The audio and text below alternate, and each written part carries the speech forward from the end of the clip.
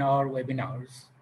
We also take this immense pleasure in welcoming our special panelist, Mr. Dharamveer Singh, who is the Vice President of the Bank of New York Mellon, who is from New York, USA, to be the keynote speaker of this webinar.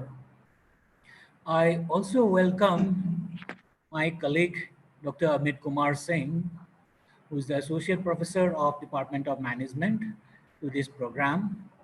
And I also extend my warm welcome to my department's faculty members, the participants of this webinar, and students of various institutes to this webinar. Before I start, I would just like to make a brief introduction of the organizing institution, that is the Department of Management. The Department of Management, Mizoram University, was established in the year 2006 and started functioning from the year 2008 with an intake of only 20 students. In fact, the department started off in a small room of 200 square feet classroom, and as of now, the department has a strength of more than 170 students. The department offers MBA program, 5-year integrated program, MPhil program, and PhD program. The overall structure of the program is based on the pedagogy of learning by doing, and it offers dual specializations. And our students are currently working in organizations, to name a few, like Tars Lands and Until International Consultancy, ITC, Nestle India, Axis Bank, Airtel, Cholamandalam Finance, HDFC Bank, Flipkart, and so on, to name a few. Recently, some of our students also has been selected to join IIM Bangalore and IIM Kasipur for PG programs after exiting from the BBA program in the 5-year integrated program. So the main purpose of this webinar is to provide a platform to exchange experiences in promoting the career and job opportunities in various sectors of the economy. The banking sector plays an important role in the modern economic world. As you all know, the banks operate on the deposits from the individuals as well as other institutions and lend them out to other people and to the business as well as to the manufacturers. So banking facilitates trade and commerce, and it's a profession that offers a huge variety of opportunities as well as the possibility of early responsibility, rapid career progression, and other benefits. So in the past 2 decades, what we have seen, there is an upward growth of e-commerce and online banking technology, which continues to expand, and banking are demanding a lot of tech-savvy individuals.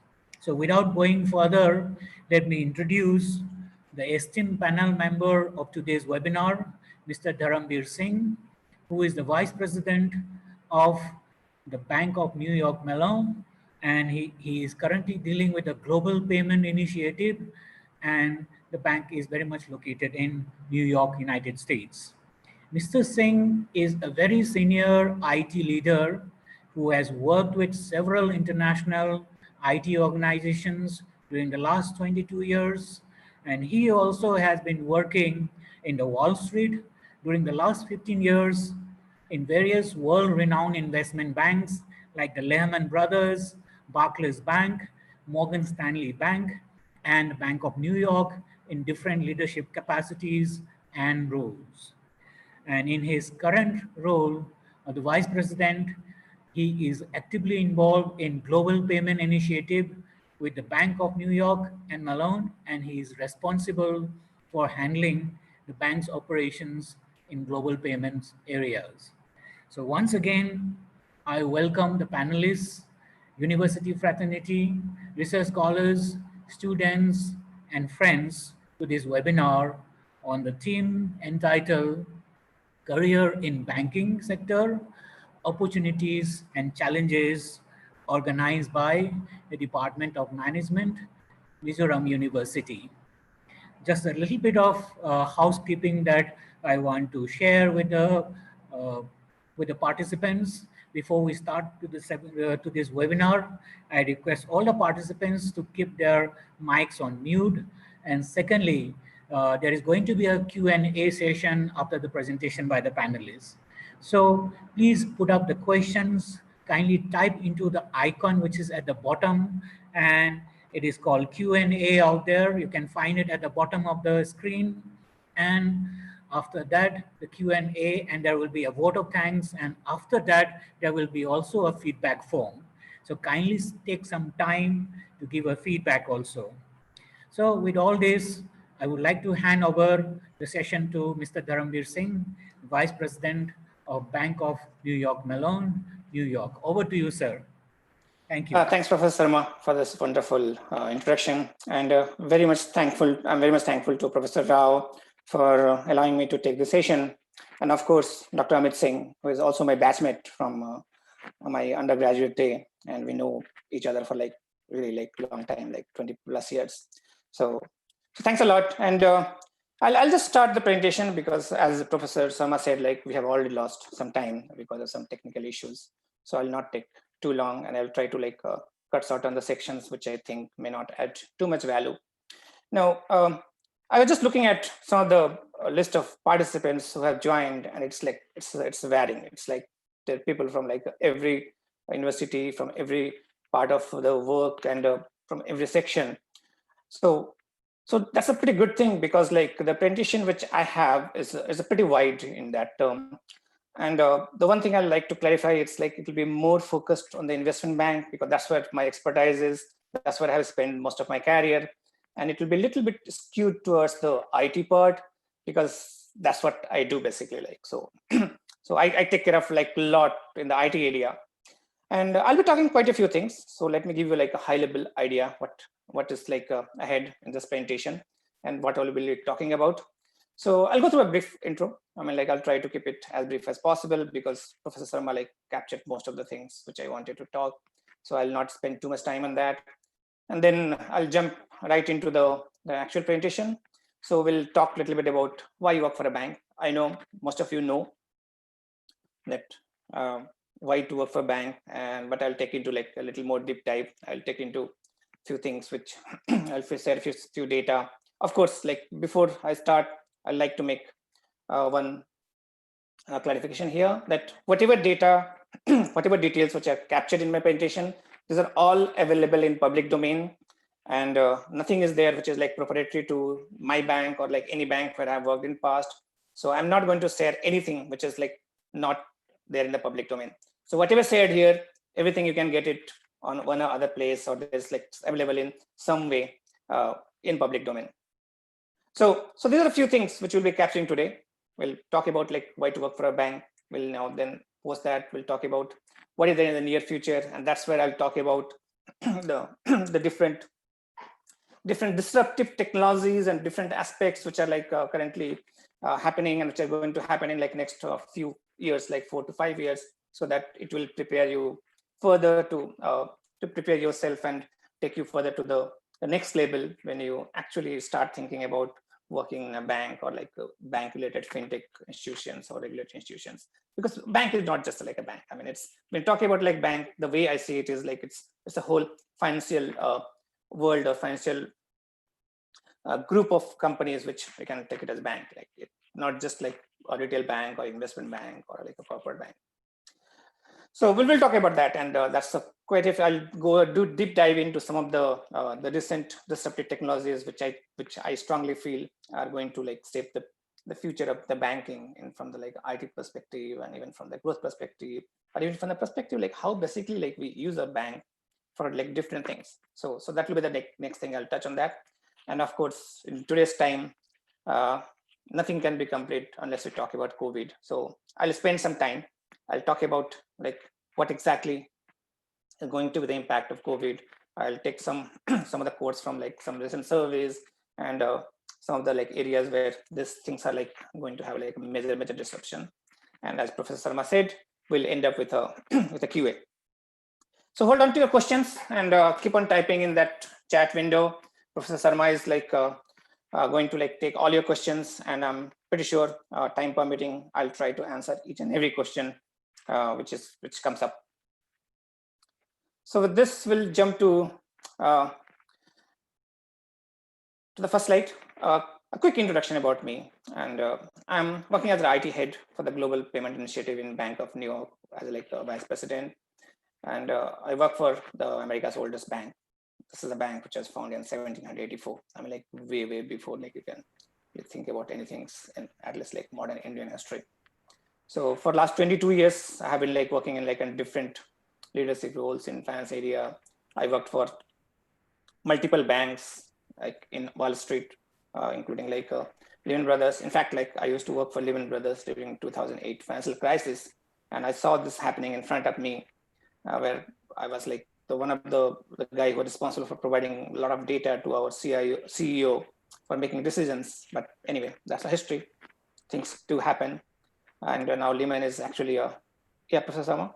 One second. Could you please come forward a bit so that some of our, yes, because some of our participants, they are not able to hear clearly.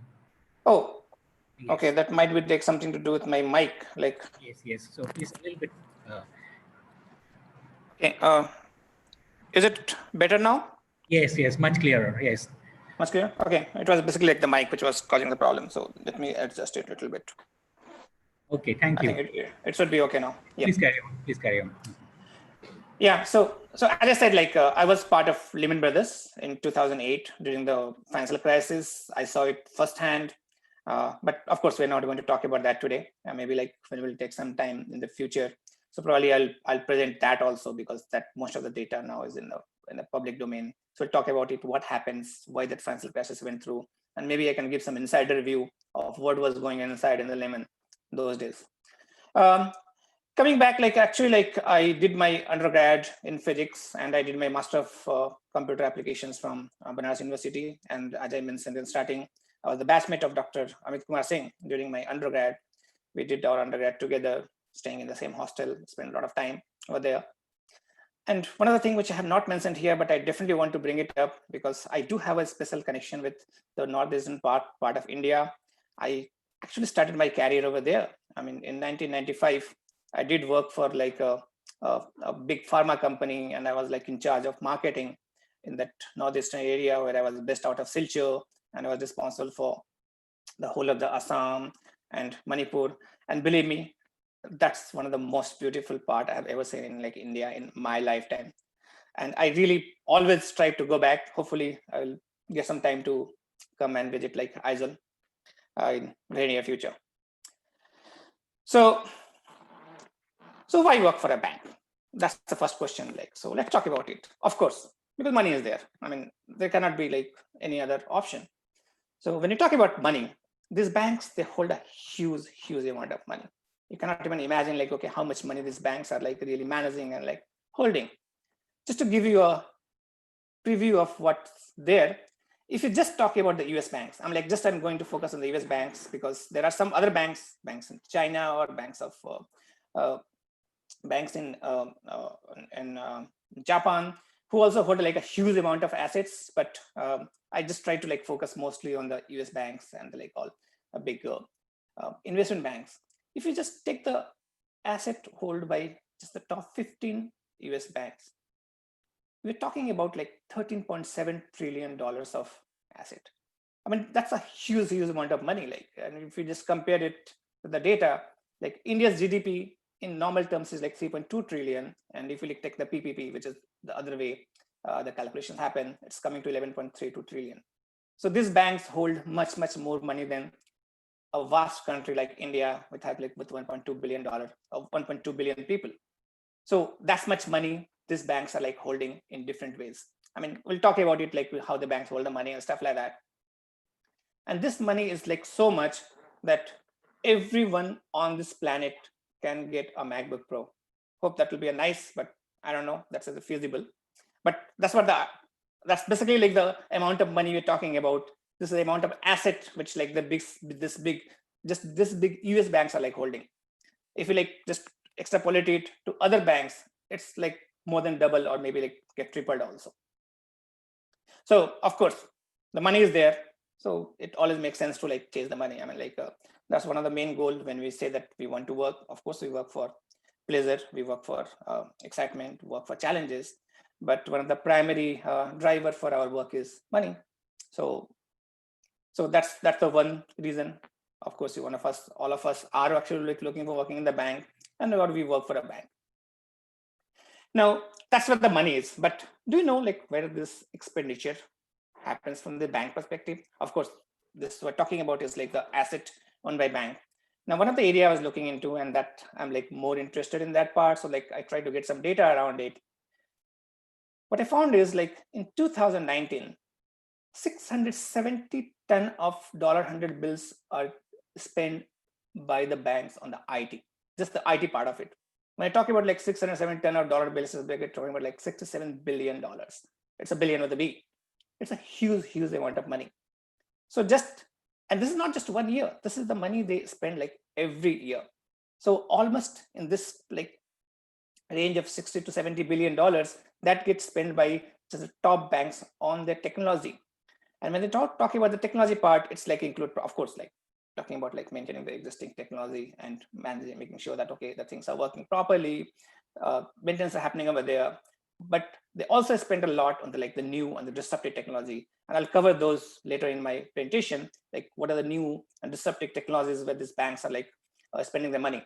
But if you really look at it, the bigger banks, of course, they spend a bigger chunk of money. Smaller banks, they don't really have that big share in the expenditure, but they also spend like a hell lot of money. Even like my bank, even though it's like not featuring here, they spend like a couple of $1 billion like on their like IT expenditures. And that's creates like a huge amount of jobs. Now, to give a like a perspective that what exactly you get from the banks, like I mean, okay, that's what the one part we're talking about, like where the expenditure is in the like the IT sector, and that creates like a lot of jobs, a lot of opportunities, and of course some really good jobs with the good salaries. But if I just talk about like the financial part of the bank, not just the IT part of it, I just got this data from like one of the websites, and here they show a high level salary distribution of like, okay, what exactly a normal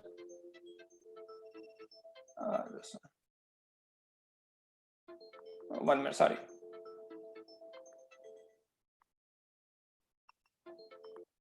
So this just give a like a high level salary distribution of a analyst one, which is basically a guy who will be starting in these banks on the day one, and this is the salary we expect them to get. Like it's in the pound.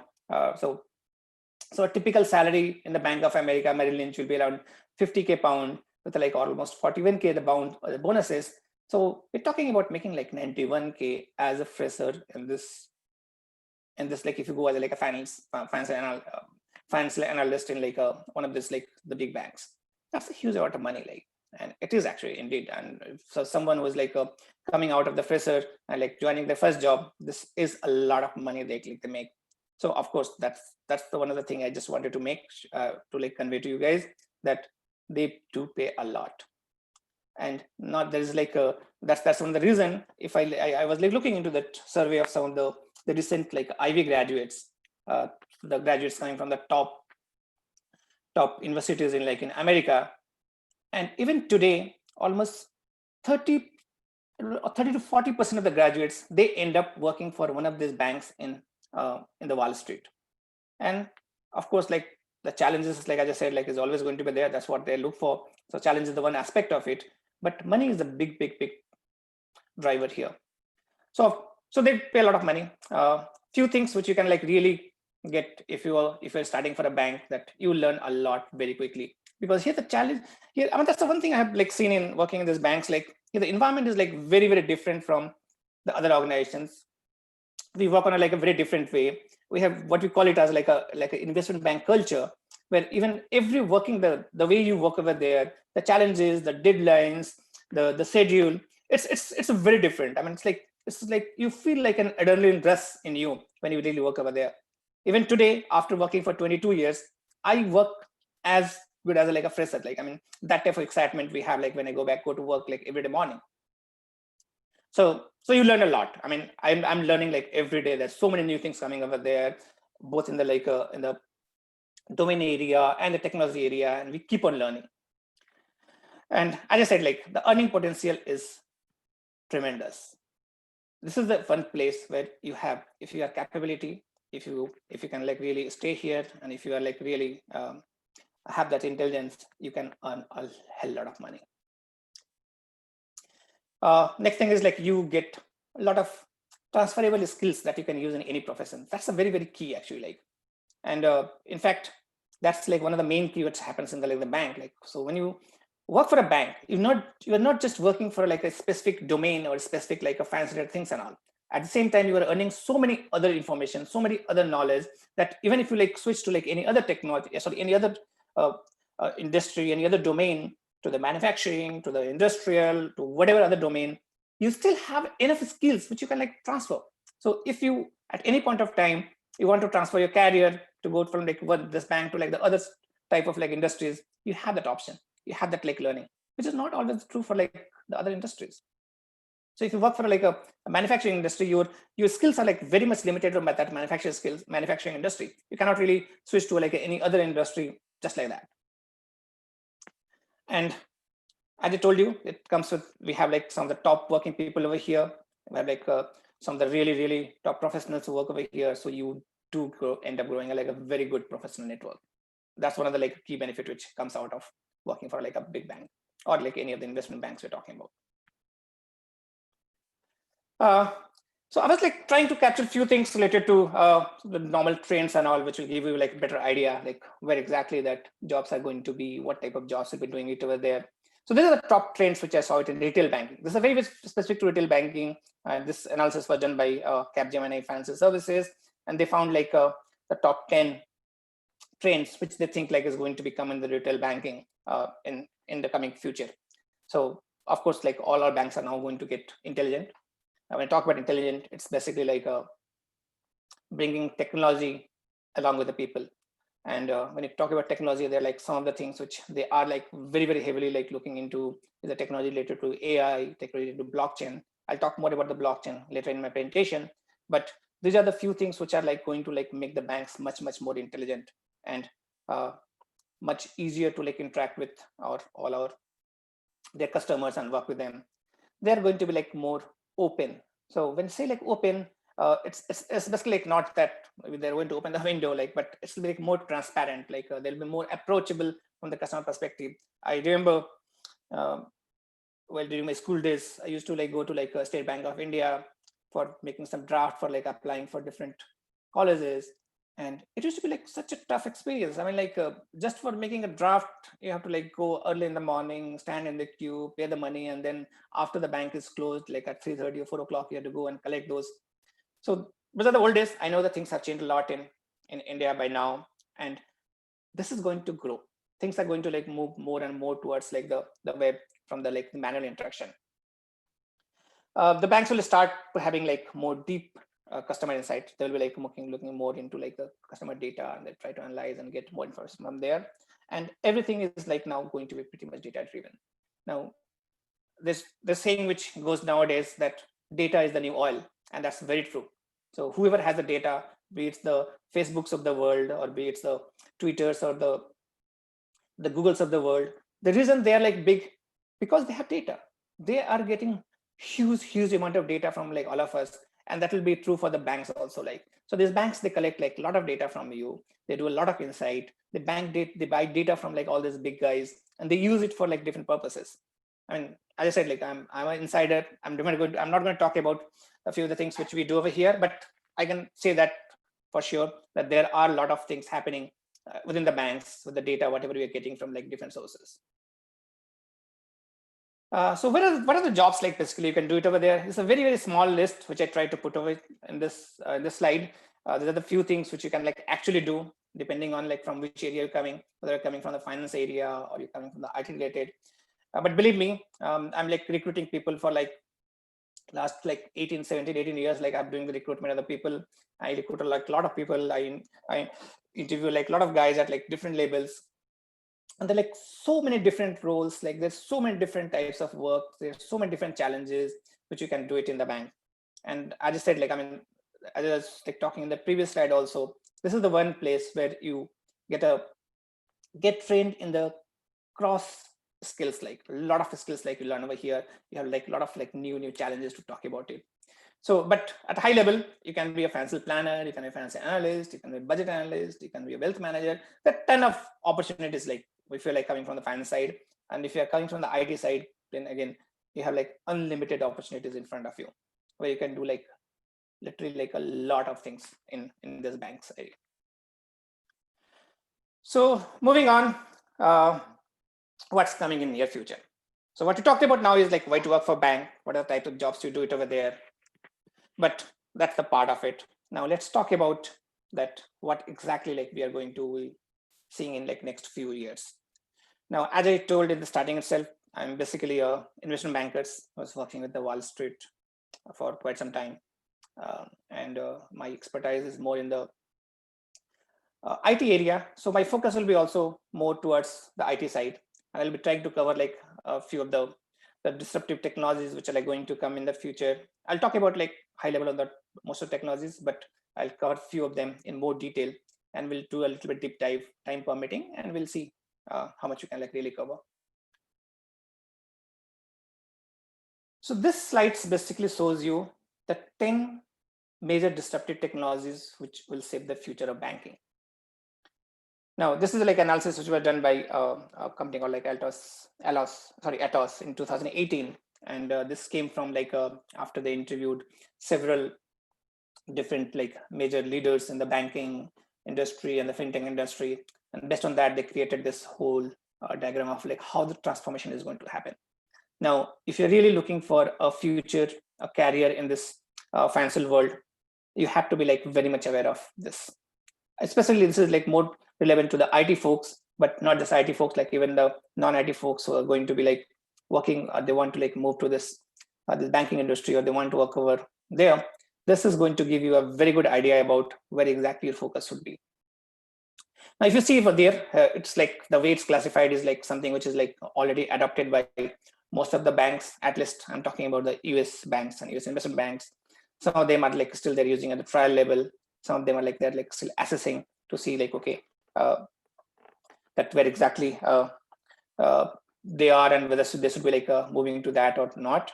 And then there's something which is there still in the exploring phase, which is not really like taken too much by many of the banks, but I can tell you with the confidence, like some of the like top banks in at least in like the US top investment banks or Wall Street banks, they are already like started using like few of the things, and they are looking at quantum computing and the smart machines. They're already like started looking into that, and that's going to be the future. May not be like in the coming couple of years, but 4 or 5 years down the line, you'll see a lot of initiatives happening from this area. So these are like the top 10 disruptive technology. We're talking about like hybrid cloud. We're talking about like API platforms. We're talking about like RPA. We're talking about instant payments, AI, blockchain, prospective security, augmented and virtual reality, quantum computing, and smart machines.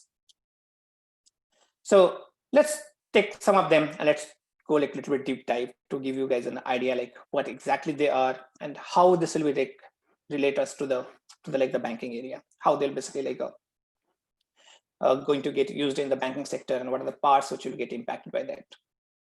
So let's talk about the first one as like the hybrid cloud. Now, cloud, I'm pretty sure like most of you are like, or probably all of you are like aware of the cloud. When you like download your app, access your Gmail, you are going through the cloud. Even for this Zoom, is going through the cloud. So pretty much most of the things what you're doing over there, there is a cloud involved over there. Even if you may not be knowing, but in the background, there is like a big cloud supported by one of these big guys, be it AWS from like Amazon, or like Azure from like Microsoft, or the Google Cloud from the Google, or like some smaller players who are not so small, but like IBM has like its own cloud infrastructure, Oracle has like its own cloud infrastructure.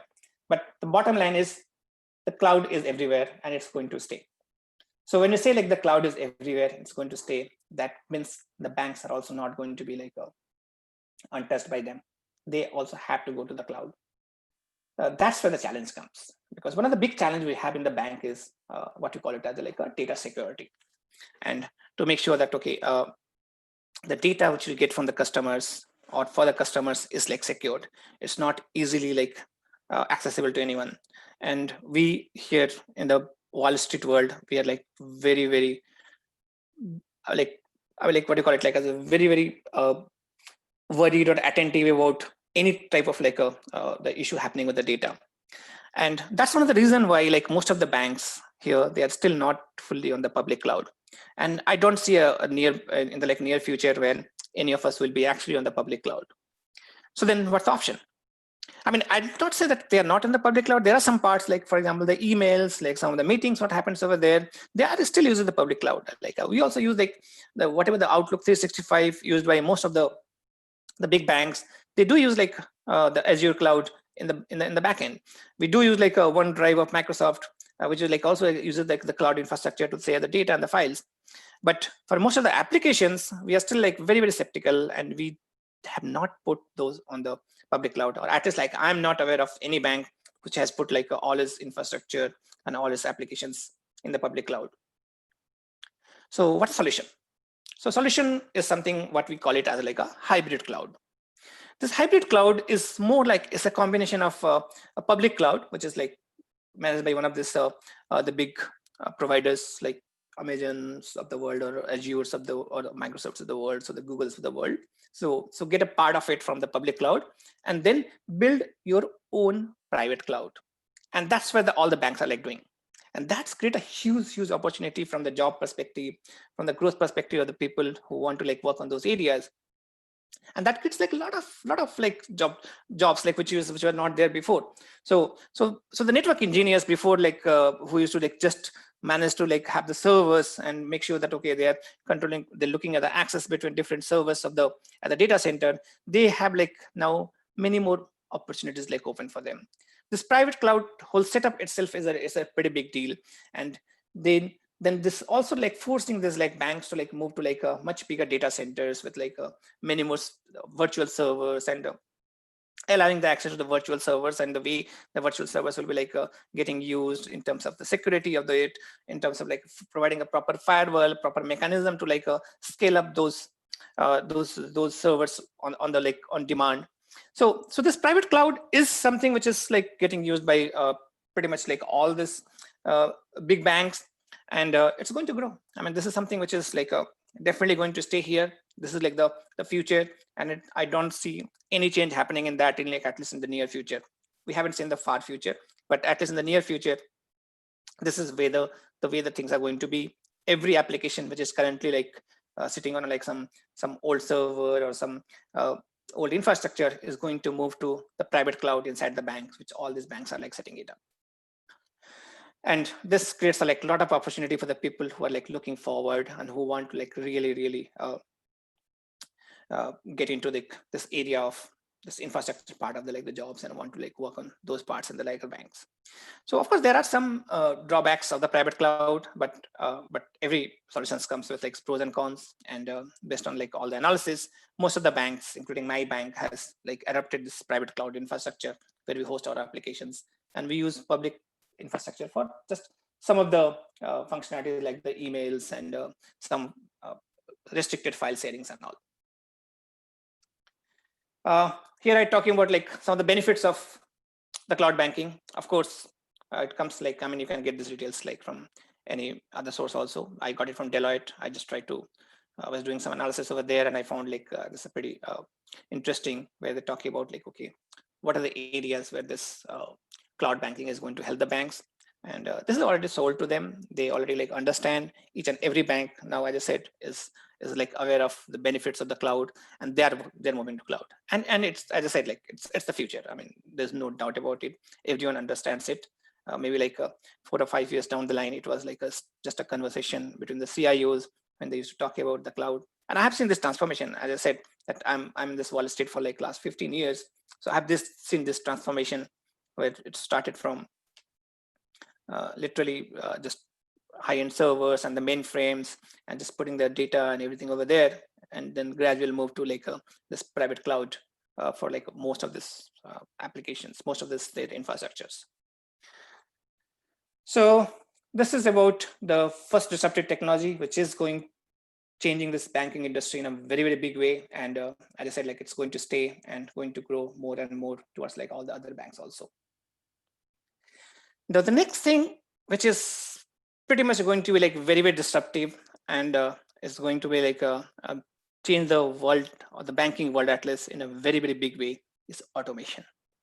We talk a lot about automation. We talk about like machines taking our jobs. We talk about how machines are like better performing like some of the jobs where we have like humans doing the things over there. Just think about like going to a bank.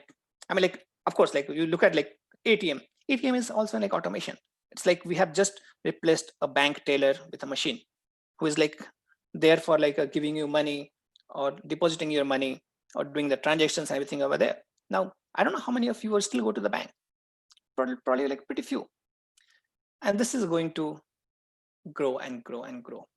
It is not going to stop, like, because if there is like, I mean, the way I see it in this industry and the way like I look at it is like, if there is an option to automate it, we should automate it. And by automating, what we're doing is like we eliminate like a lot of issues. Like once the things are like automated, it gives the option to like replay the same thing like multiple times without really any human interaction.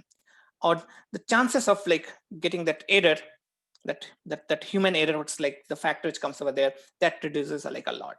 So automation is the future. It is going to stay here. Guys, take it and jump on it. This is something which is like going to be in the near future, and I expect if you really want like a good career in the banking, or for that matter even the other industry, jump on it. This is the like the thing of the future. Now I'll talk about a few of the things related to the automation in the like later slides, but some of the automation which is like really happening, and some of the areas where you'll be going over there is, of course, one is like we're talking about like RPA, which is like robotic process automation. And robotic process automation it's basically like to like really change the normal like it's a basic interaction which happens in the banks or like in other areas, which thinks it can be like automated by like a robot. That's going to change. I mean, I don't know in the like next after 5 years or like maybe another 7 or 8 years, do you ever see any tailor? I don't know. I mean, like I highly doubt. Like, maybe like it will be all robots sitting over there. It'll be managing your cash and interacting with you and doing all the interaction with you, because there's nothing which you can like really a robot cannot do which you want to like a human to do. And there are like quite a few technologies which are like really quite a few companies that come up, and they're like working a lot to like make these things happen. One of them is the major is like UiPath, which if you guys like really want, like you should go through. They have a very good training, and they're very good like a free downloadable software which you can like really learn and see like, okay, how this whole automation can be like done. Then the next big thing out in automation will be like intelligent automation, where we will be like more putting like some AI related stuff, and it'll be not just the basic part of the handling, but it's like getting into like a deeper and deeper from the like analysis perspective and interaction perspective. And if you like just to go on further and further, it will be like just mimicking the human intelligence, like where the Siris and the Googles and the Alexas of the world will be like driving like the most of the things and answering the things over there for you, which today also happen. Like when you like call your ICICI Bank for that matter, there'll be some robotic voice which is going to like answer you instead of like some human answering it. And here in the US, I have seen like almost like 90% of the time, whatever the question you have is actually get resolved by a like robot. You don't even like reach like a human for like most of your questions. So this is going to stay here. So guys, like if you really want to like really get into this area, this is like one of the part which will like really give you a head start in getting into that. So what is RPA? I mean, let's do a little bit deep dive over there. I think we are running a little late, so I'll try to like go a little faster, because I don't think we have much time left. We lost 10 minutes in the starting. So RPA is basically, it combines like AI to automate the human activities for the banking. And this can include like the data entry, basic computer service interactions, or for that matter, like anything where currently a human is involved, and it doesn't need like really a lot of analytics, a lot of like analysis to like really figure it out and take a decision. Or so all those things can be easily get automated by like RPA, and it's like happening, and it's going to continue to happen. So there's no way the things that are going to stop over here.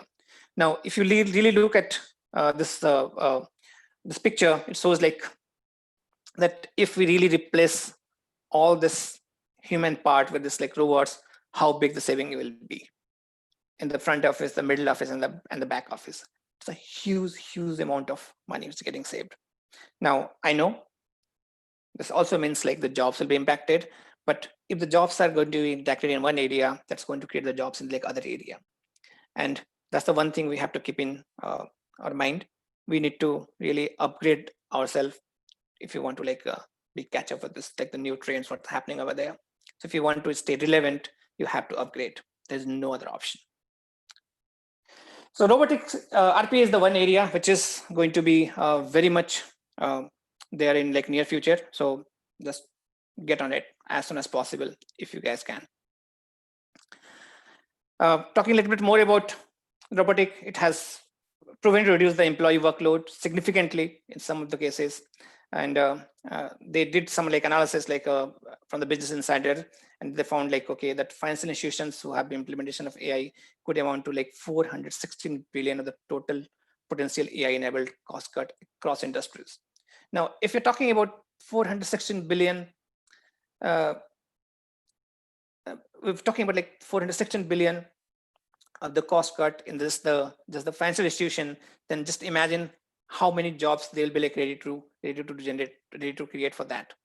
And the billions of dollars which I showed you in the starting, which they're like spending, a significant amount of those billions are going into this type of technologies, whether talking about like the AI or talking about the blockchain or talking about the RPA. And on the everyday basis, we are basically like doing the things over there and like trying to make the things happen. So moving on, I'll just give a mute for a minute, like, and I'll be back in just 30 seconds.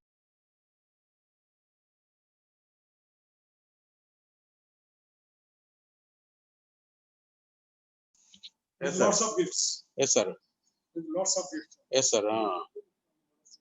Yes, sir. Yes, sir. Yes, sir. Yes, sir. No, see, by mistake, she told me that August. It must.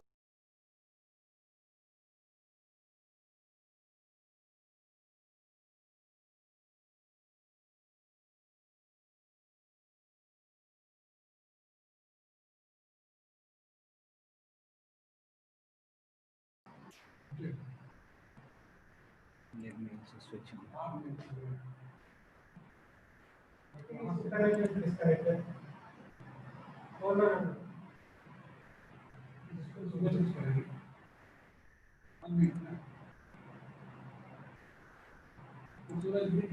Yeah, they.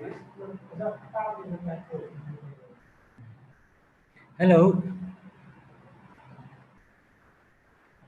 Yes. So 1 minute, I mean, I'll just take a 30 seconds, like.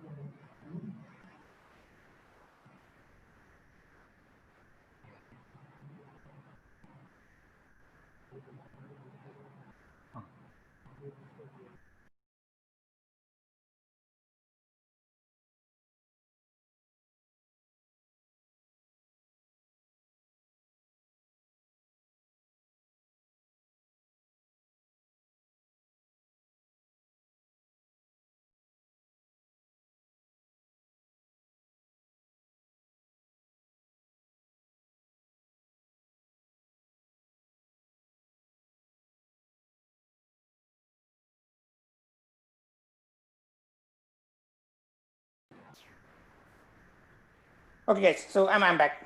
Yeah. So as I said, like RPA is going to be like one of the main thing which will be coming up in the industry, and you basically like. Mr. Singh, we are not able to see your screen. Oh. Please share your screen. Sure. I think I don't know why it stopped sharing. Okay, is it visible now? Yeah, it's coming. It's coming. Okay. Okay. Sorry for the disruption. Like there was a issue going on, and my MD called me, so I have to pick up that call. It's at the end of it. It's job. So I was telling you that okay, this banking industry is very different, and you don't know. You get a call at like 3 a.m. or you get a call at like 6 a.m. It's always there.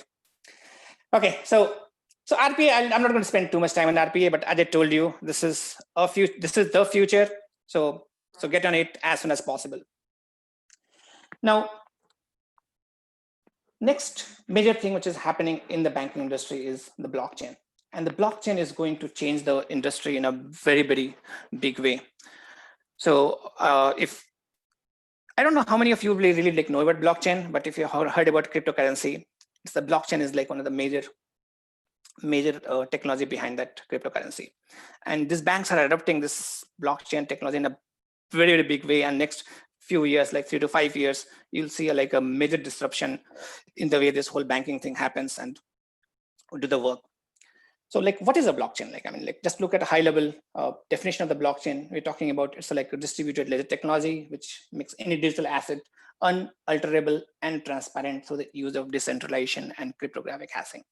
Now, what is most important here is what we're calling it as a unalterable and transparent. So that basically means the security is going to be like tremendous. Once the things are like initiated, it cannot be like changed.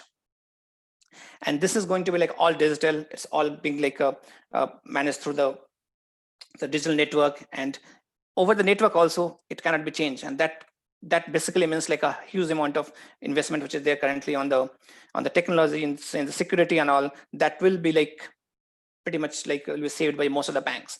So the blockchain is the one area where the banks are like doing a lot of work, and they're like going to like start using it in a very, very big way. So I'll talk about some of the areas in the Atlas in terms of the banking and the finance technology where the blockchain is going to make a major difference. And probably I'll take some of the questions at the end when if you guys have anything related to blockchain during the Q&A session. I know I'm doing like a little bad on the time perspective, so I have to like hurry a little bit.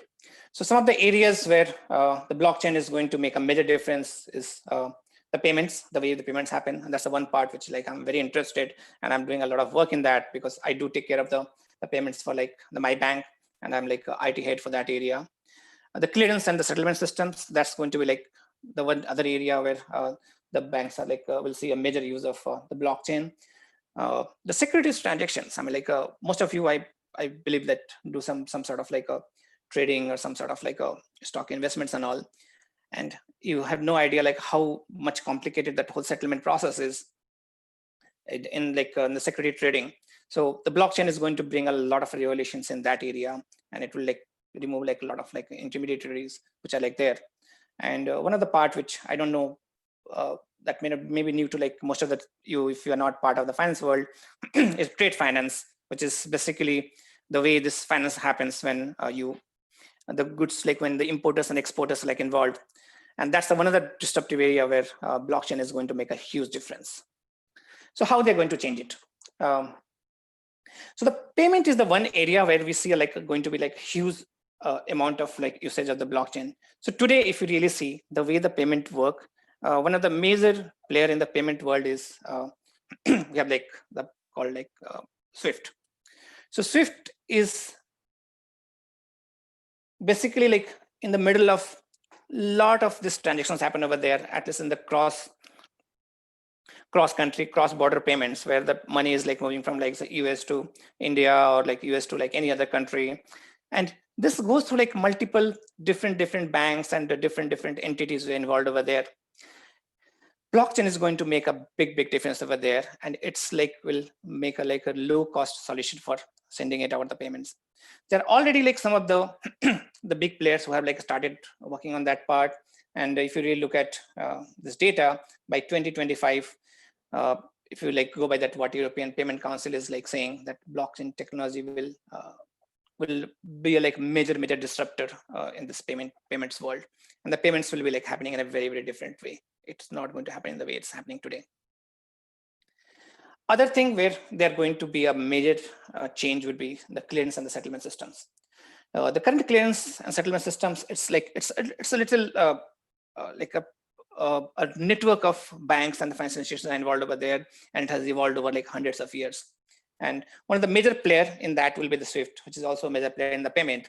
So SWIFT is the one which allows us to like do most of the clearance and settlement systems. Like we send out, so whenever like suppose I want to like do some clearance with or settlement with some of the banks in the like the cross border, or even within the border within the country itself, we create like different type of messages, and then we like send it out instructions. So like here is like a diagram which basically shows how this whole thing happens. So if I have like a payer, we want to like settle something to a payee, he'll initiate with like his own bank, and he'll pay a transaction fee there. Then it goes to like the payment system. Then it goes to a correspondence bank, which also charges like its own fee. Then this correspondence bank will send out to the country B's correspondence bank. Now this guy is going to charge the fee plus a conversion charges, which goes to the pay system. And this guy is basically like that's a payment system of the bank over there. That goes to like another the pays bank, and that guy will be going to charge like its own fee, and ultimately it gets paid over there. So basically, there are like a lot of players involved over there, and this whole infrastructure is provided by SWIFT to take care of this whole transaction from end to end. Now, this is going to change. Like with the blockchain, you'll be like getting rid of this whole correspondence bank, and the pay bank will be directly able to like interact. Payers bank will be directly able to interact with the pay bank for this whole settlement part. Securities clearing is the other part, which is going to be like a major, will going to bring like a major change. And it's basically how, I mean, okay, so let's talk about stock market. I was talking about like, so you guys do the transaction to the stock market, and you just buy a share, and then like after that, the share comes to you, and then when you think like it's in the profit or it's like a major loss, you just go and sell that share. But do you have any idea, like, okay, when that share you buy it, and when by the whole settlement happens, it goes through like a network of different banks and different like holders.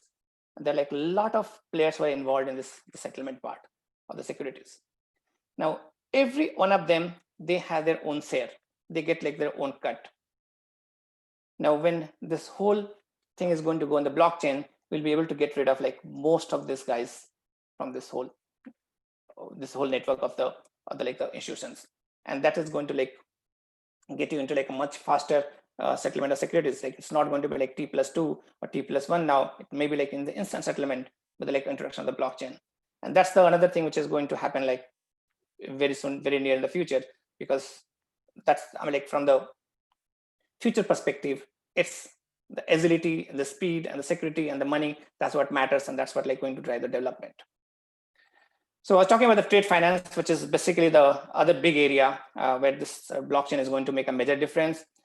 Trade finance, as I said, like it's basically like if I'm like sitting in the US and I want to import something out of the India, so the importer is going to send the goods to me. I'm the exporter. Now, as an importer, you will expect that, okay, I should pay the money before you send out the good to me. But as an exporter, I'm not going to pay you unless I good. So who is going to take care of this whole intermediary things over there? And that's what is like handled by the trade finance. Trade finance is the one which comes like over there. And there's like huge number of players which are involved in this trade finance. So this is like a picture, I got it from like Cognizant, which shows like, okay, how this whole trade finance thing work at this point of time. So we have like the buyer going to the issuing bank, and they put a lot of documents and all, which goes to dominated bank, reimbursing bank, confirming bank, advising bank. Then it goes to the seller, which again send out the contract and the money to the buyer.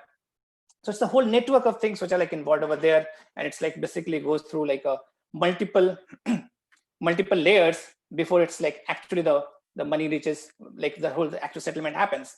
The blockchain is going to like get rid of like most of these players over there, and it's going to like bring the things in a much smooth and digital way. And that's like happening already. Like some of the players, they have already started moving to it, and the trade finance is the one area where, from my perspective at least, I see that this is the first area where the blockchain will make a major difference after the cryptocurrencies. So blockchain is basically going to be it's not going to happen overnight. I mean, it's blockchain is there for some time. We have the cryptocurrencies like there for some time. So nothing is going to change overnight, but I am seeing this very near future, things are going to change, and we'll be like looking at this banking and all this stuff which I talked about happening in a very different way. So that was about some of the disruptive technologies. Now I'll just briefly touch on the major burning topic nowadays, like what about COVID? I talked about a lot of things. I talked about a lot of disruptive technologies. I talked about a lot of options. I talked about like all the asset under management and all sort of like things over there. But things might be different. This COVID is going to change. It's going to change the things in a very, very different way. There are a few things which will be like happening, which you have not imagined could have happened till now. Now, there was a like recent survey from the Fortune 500 CEOs, and it came out about the COVID, like how they see this COVID impacting the whole business and how the whole thing is happening over there. And if you see from this, even today, and this is a very, in my perspective, I think it's a very, very optimistic figure than talking about that everything will be normal by Q1 2022, because I think probably it will go like even beyond that, but I'll go by like what the CEOs are saying. They probably know the business like more than me.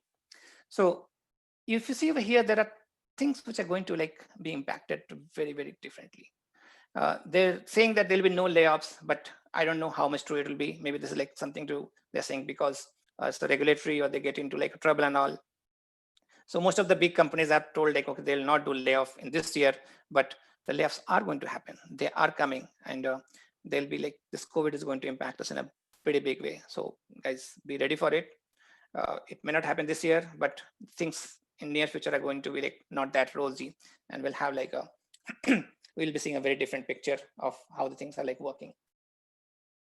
Then some of the things they're talking about, like the technology transformations. You see like 75% of them, they are saying that they're going to like accelerate the technology transformation, which basically means like, okay, whatever the technology I was talking about, maybe there'll be like a reality sooner than the later.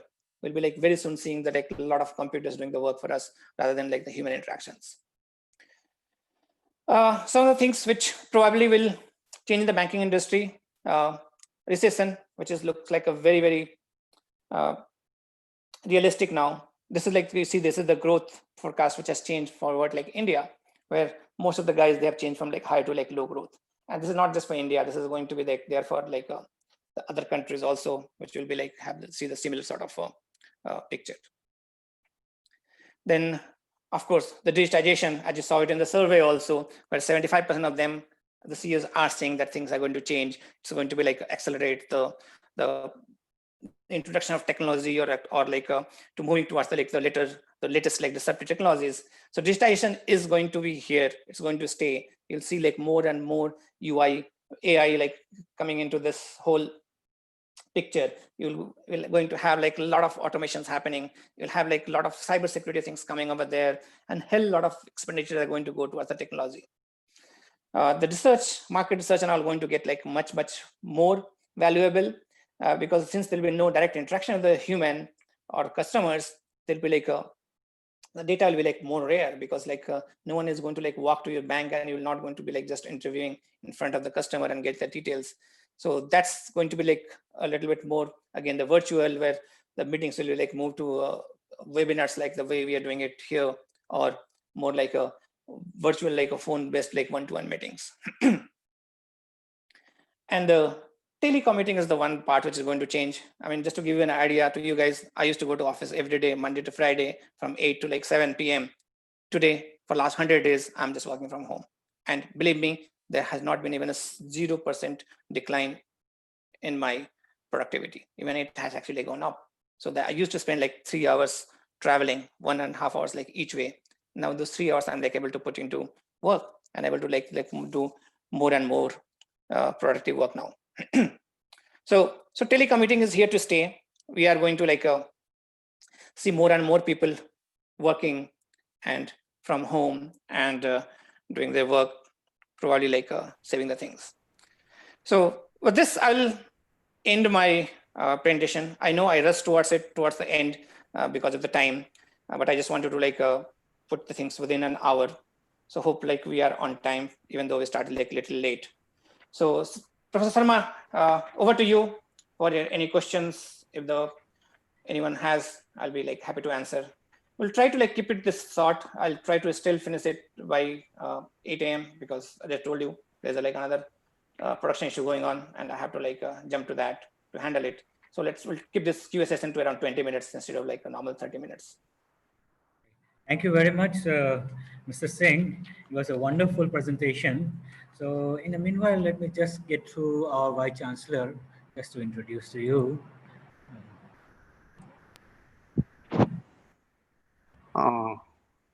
Hello. Hello. Yes, sir. You are on, sir. Yeah, Professor Rao, we can hear Yes. you. Thank you very much, Singh Saab. It's a wonderful lecture.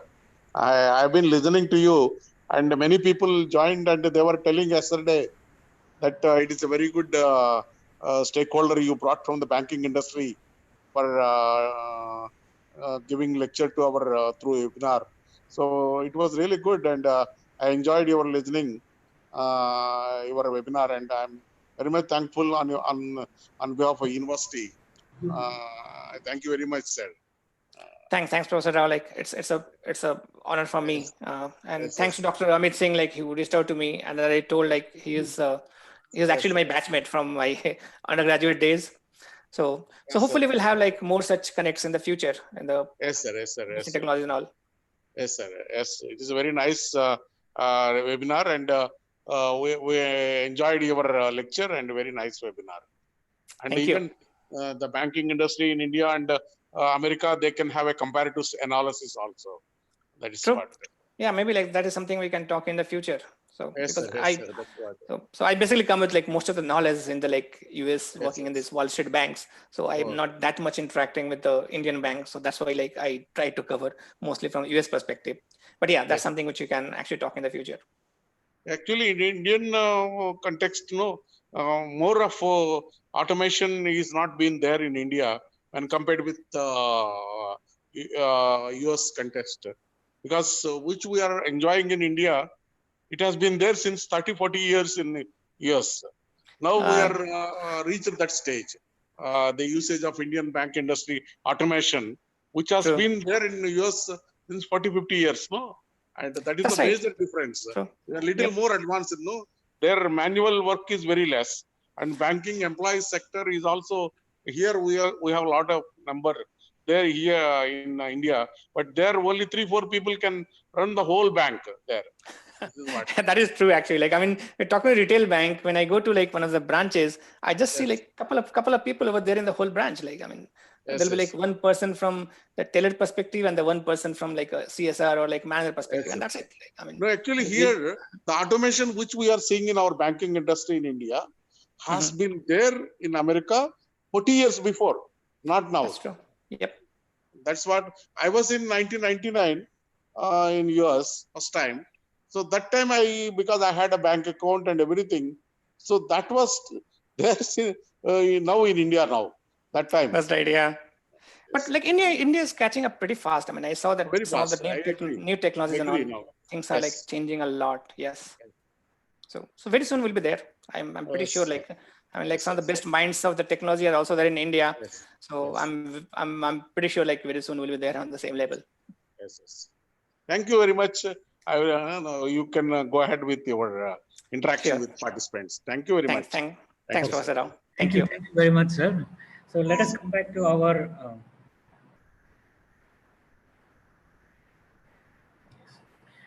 let's come back to our question and answer session.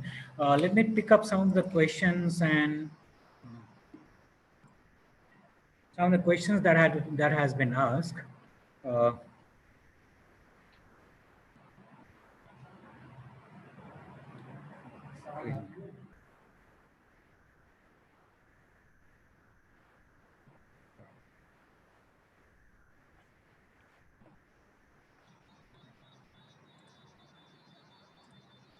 yeah, so there are a couple of questions that I would like to take up. One of the questions that has come is that uh, one of the questions that has come, the early questions that has come from is Mr. Rajiv Chakraborty. The question is that with most of the private banks being in the news for the wrongdoings, for the wrong reasons, uh, how do you, how would you win back the investors' confidence? Um, so okay, well, that's a pretty good question, and I just said like okay, I'm like an insider. I have a lot of information, but I'm not going to go into any of those. But yeah, of course, like I do agree that there are certain wrongdoings that happen over here, and it's a greed, and the greed always take over whenever the people, and the greed always leads to like some of those wrongdoings whenever the people do things over there. But believe me, seeing the things the way happening over here, seeing the way this banks are like coming back to whatever they're doing, they are doing it now, and it's moved towards the technology. I mean, like once you really put this technology in picture, once you really have like all those the check and balances in place over there, that's going to like make a big difference.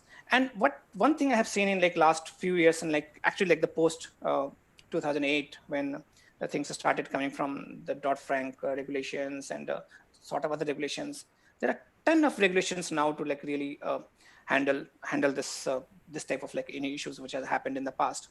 I'm not saying that this will stop like everything, because some of the like really smart guys come into this Wall Street and this banking industry, and when they talk about smart guys, they're not just smart from the good way, they are smart from the bad way also, and there'll be always some rogue players who will do something wrong. But at this point of time, I can assure you that all the regulations and all those regulations which are put out by the Fed and the different banking, different on the different banks, and all this like new things which have come over there, it's definitely going to be like reduced a lot.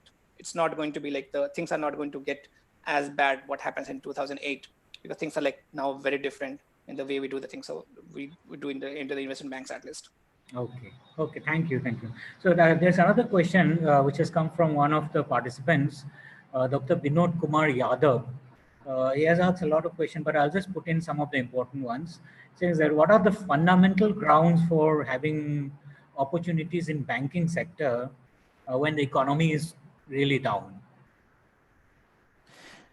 Okay, so the bank is the one thing which actually works in like two ways. And I come from like basically investment banks, and the current bank which I work for is what I call it as like a custodian bank. Most of you guys may not have heard about the name of this bank. It's like Bank of New York and Milan. But just to tell you guys, this is the oldest bank in America, and we hold an asset of a few $1 trillion. So we are basically the bank of bank. Now, the few of the things which like, it doesn't matter like the economy is like up and down, the banking has to happen. That banking is not going to get stopped. Even in the bad economy or in the good economy, things are happening over there. What is going to be like impacted is like now there'll be not going like much loans, and all things will not be happening. There'll be like less amount of loans which is going to will be taken by the different players, and of course like the growths are going to get impacted by that. But I don't know whether there is much which the banks can do in that case, and that's where we expect like the Fed or the governments to step in and make sure that they come out with the drivers to put over there, because banks are just a means. They cannot be the source. Like, I mean, when you take the loan, you're taking the loan from the bank as an intermediary, where you are the one borrowing it, and the bank has got the money from someone else and then giving it to you for like whatever purpose you want in the future. So it's very tough to like really say that the banks are really going to make any difference to the economy.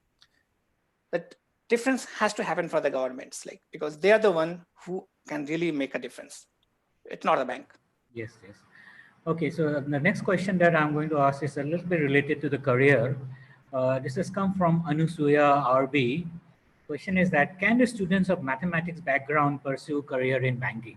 Oh, awesome. Like that's the one area where like a hell lot of things are happening. And even in my team, like I have quite a few guys who are like more coming from the mathematics. Now the data analytics. Okay, when you talk about mathematics, it's become a little bit tricky, because don't think mathematics as like a pure theoretical group ring and fields, what you are like doing it in your discrete math. Math is not just that. Math is a lot more than that.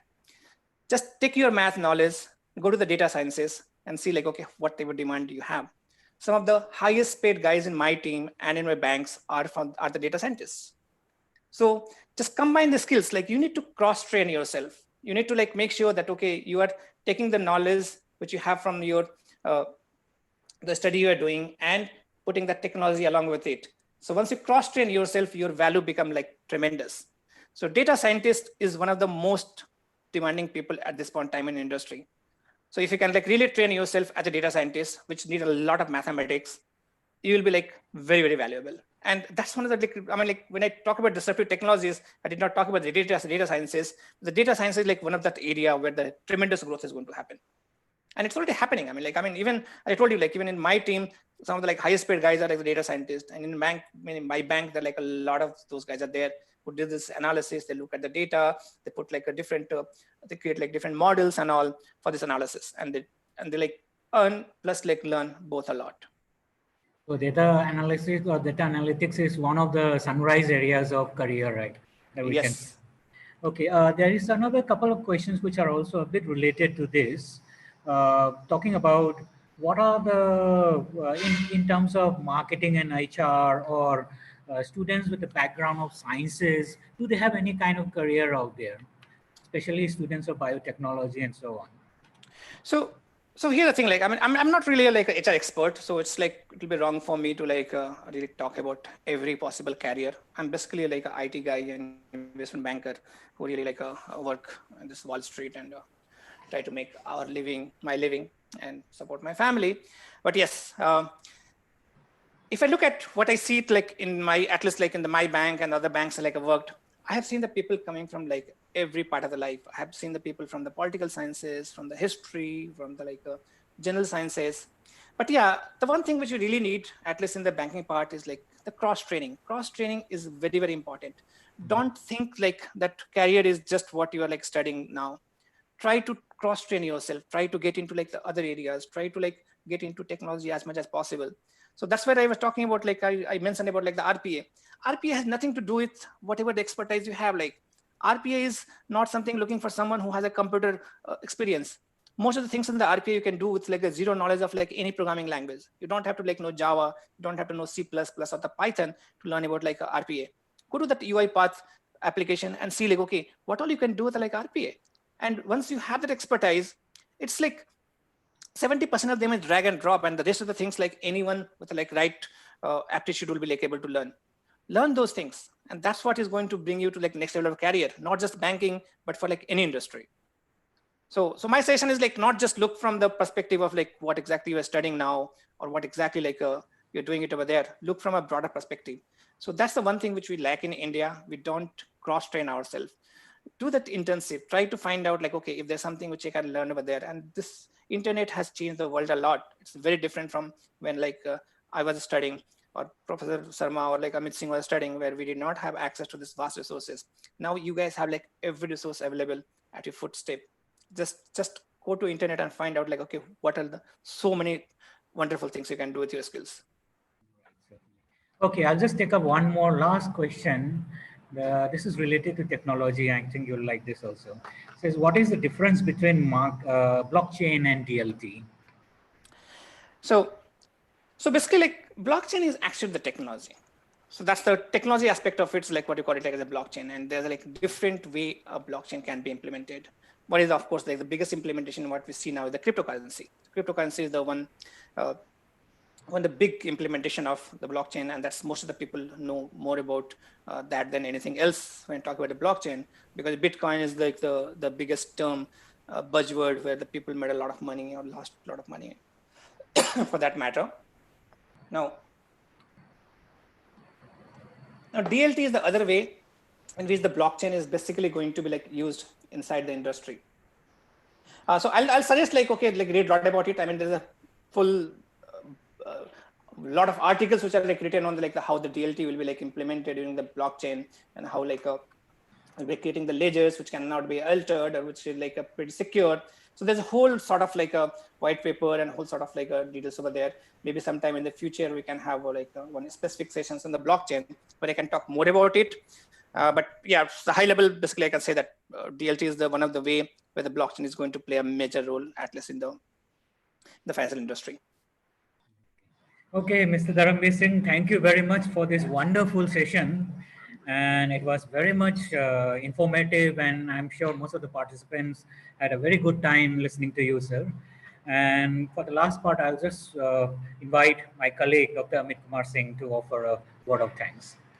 Please.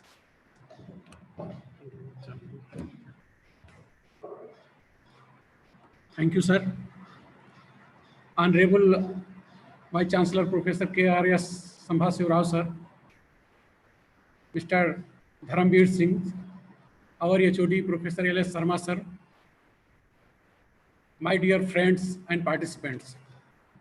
I feel proud and privileged to get an opportunity to propose a formal vote of thanks on the great occasion of this international webinar, Career in Banking Sector Opportunities and Challenges.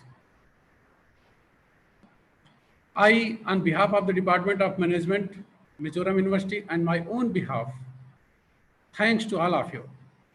Taking this opportunity, first and foremost, I am sincerely thankful to our Honorable Vice Chancellor, Professor K.R.S. Sambhasadev Rao sir, under whose dynamic leadership and guidance, university is achieving a lot of milestones. And this webinar is also a part of that. And every day, we are organizing so many webinar from the different resource persons from all over the world. So thank you so much, sir, for your kind encouragement, guidance, and such kind of support. We are highly thankful to our Honorable Vice Chancellor, and just for not only for the supporting, but what kind of parental leadership and guidance we are receiving from you, sir. Thank you so much, sir. I am highly thankful to our resource person and the keynote speaker, Mr. Dharambir Singh, who delivered a very exciting lecture. And sir, we are also thankful for getting your permissions, because I know getting permission to deliver lecture in banking is so difficult. So I am not only thankful to you, but I am also thankful to this Bank of New York Mellon, which is one of the biggest bank in the world, for getting you the permission and opportunity to speak to us and interact with our participants. I am so thankful to our HOD, Professor L.S. Sarma sir, for always supporting us for conducting such kind of programs. I am also thankful to this ICT Center, Dr. Tulanga and Mr. Suraj, because of their high degree of efforts and pain, we are able to conduct such kind of programs. I am so thankful to our participants, our faculty members from other parts of the world who participated and encouraged us and actively participated in the discussions also. Because without their participation, any webinar has no meaning. In the last, I am thankful to all of you once again on this great occasion of international webinar. Thank you so much. Thanks, Amit.